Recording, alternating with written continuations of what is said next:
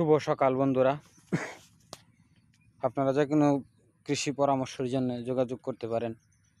বিশেষ করে সবজি চাষ, যে কোনো ধরনের সবজি যেমন লাউ, করলা, পেঁপে, ভেন্ডি, ডাঁটা সব ধরনের ফসল চাষ করে থাকি।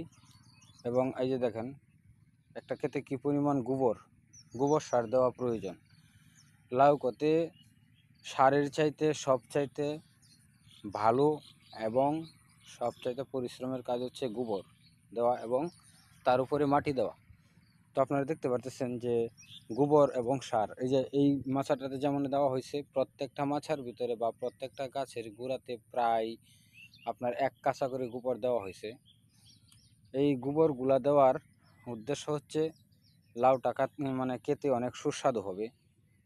আর বাজারে নেওয়ার পর যদি লাউয়ের সিদ্ধ হইতে যদি একটু সমস্যা হয়, তাহলে কিন্তু পরের দিন আর লাউ নিতে চায় না। তো আসলে লাউ খেতে যদি আপনারা একটু গোবর সারটা একটু বেশি ব্যবহার করেন, তাহলে এর উপকারিতাটা হচ্ছে লাউটা অনেক সুন্দরভাবে সিদ্ধ হবে এবং লাউয়ের গুণগত মানটা ঠিক থাকবে। দেখেন, আসলে কীটনাশক অনেকেই ব্যবহার করেন গাছের পাতায় বা সরাসরি লাউয়ে পড়ে। তো আমার কীটনাশক ব্যবহার করার নিয়মটা একটু ভিন্ন। আমি কীটনাশক ইউজ করি গাছের গোড়ায়।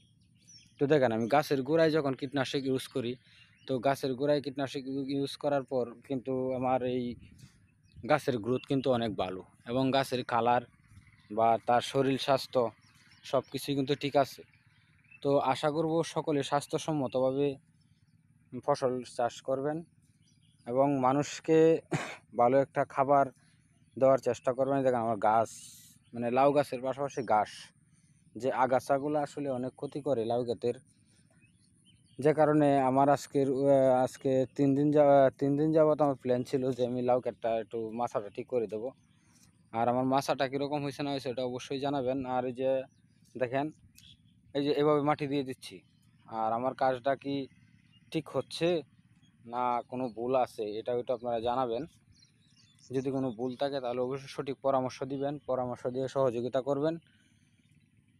আর কৃষি পরামর্শের মূল উদ্দেশ্য হচ্ছে, আমিও যেহেতু কৃষি করি, অনেকেই কৃষি কাজ করেন। এই যে দেখেন, মোটামুটি প্রত্যেকটা গাছে 2-4টা করে লাউয়েরই আছে, কলি আছে এবং লাউ আছে।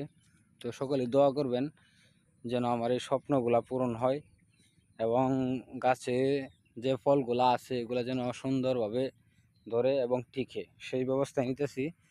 এই যে দেখেন, এই পরিমাণ এই জাতের লাউ প্রায় প্রত্যেকটা গাছে